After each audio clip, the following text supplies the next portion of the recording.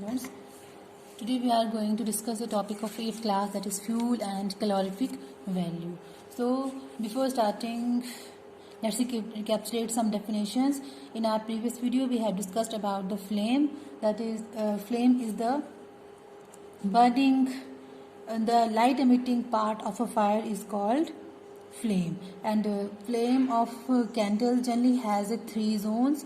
The innermost zone is known as the dark zone, the middle zone is known as the luminous zone, and the outermost zone is known as the non-luminous zone. And we have also performed some activities to show the presence of no combustion in innermost zone, formation of the unburnt carbon particle in middle zone, and the complete combustion in outermost zone. So today we will discuss fuel and calorific value. Fuel, as the name indicates, it is any substance that burn to produce heat and light energy is known as a fuel. And on the basis of the physical state of fuels, they are generally categorized. They are generally grouped into 3 categories. These are solid, liquid, and gases. The fuel like wood, coal, coke, and cow dung cake, which exist in solid state at room temperature, are called solid fuel. The fuels like oil, alcohol, petrol, and diesel, which exist in liquid state at room temperature, are called liquid fuels. And the fuels like natural gas, biogas, and LPG, which exist in gaseous state at room temperature, are called gaseous fuels.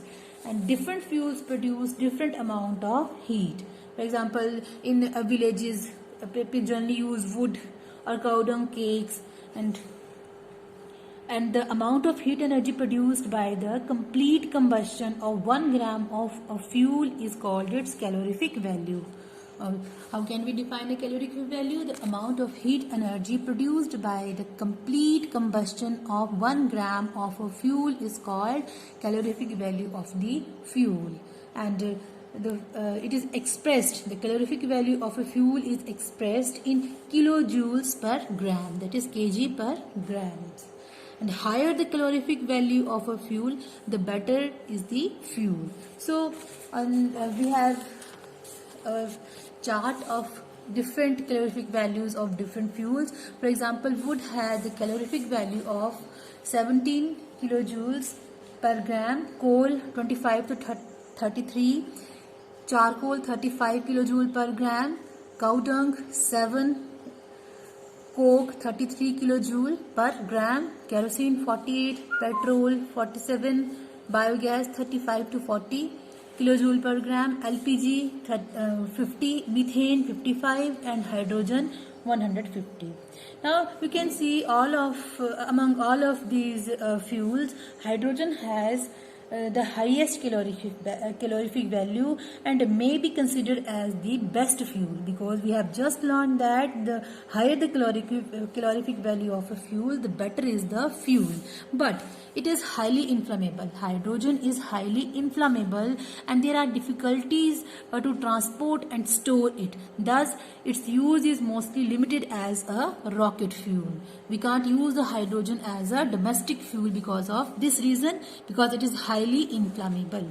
And secondly, we can see that the LPG, methane and LPG, they also have a higher calorific value after hydrogen. So they have high calorific value and burn without producing smoke and do not cause pollution.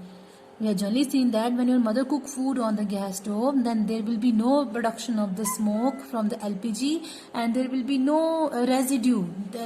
Nothing will be left behind when we burn the LPG. So we can say that these are the cleaner fuel.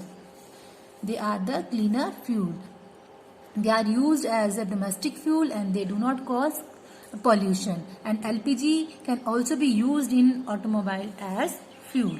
On the other hand, if we see here, petrol, diesel, they are used as automobile fuel and they release harmful gases upon burning.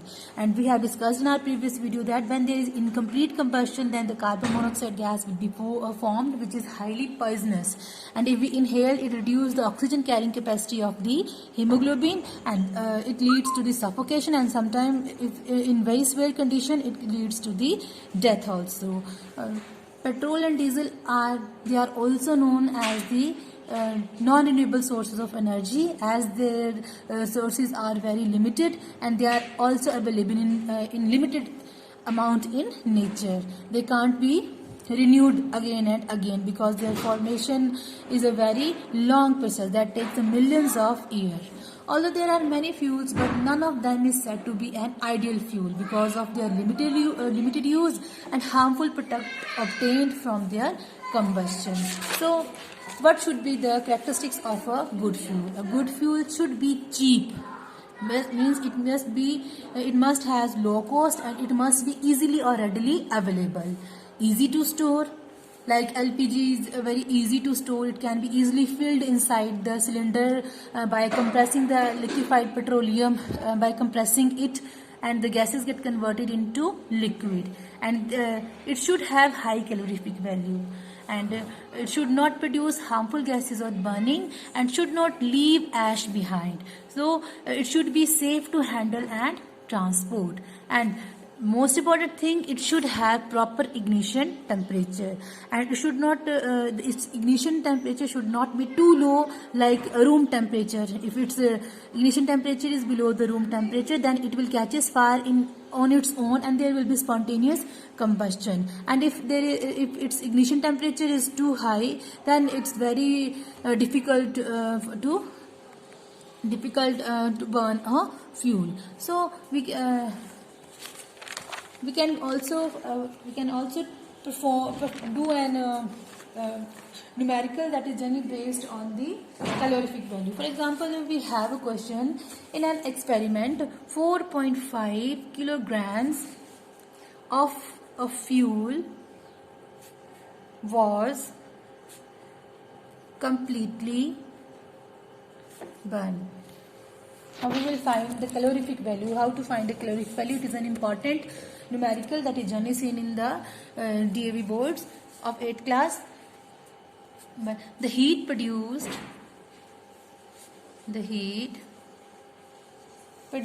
was measured to be in 1,80,000 kilojoule. Calculate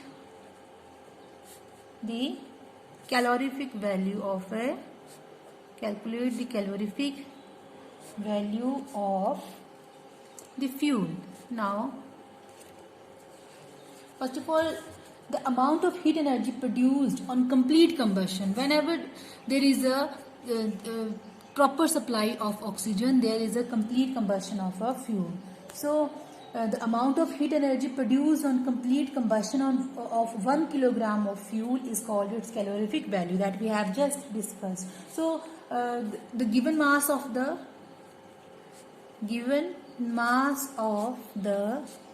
fuel is how much? It is 4.5 kilograms. So total heat produced,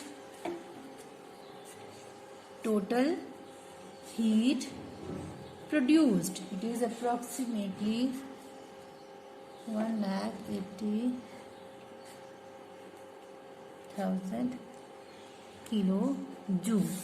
Then now heat produced in burning of, now we have to find heat produced in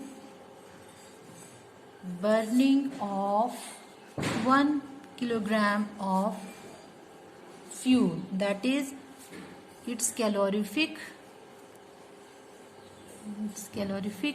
value. It will be is equal to total heat produced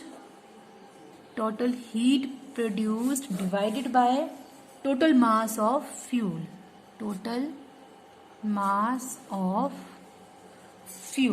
So the total heat produced is 80,000 kilojoule. Total mass of fuel is equal to 4.5. So if we move the point, then it will become this. So if we multiply it with 10, will become 1,80,000